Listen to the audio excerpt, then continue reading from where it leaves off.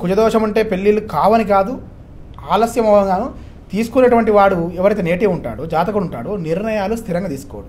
అదే కుజుడితో శుక్రుడు ఉన్నాడు అనుకోండి, వెంటనే రిలేషన్షిప్స్ మార్చుతాం.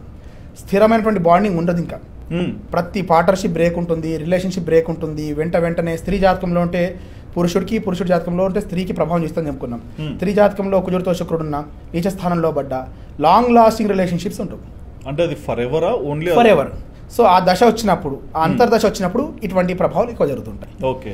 సో వీటికి ఏం చేయాలంటే భూత దయ కలిగి అన్ని ప్రాణుల యందు సద్భావంతో ఉండి సేవ చేయడం వల్ల కొంత కర్మ తొలగించుకోగలుగుతాం. ఒకటి.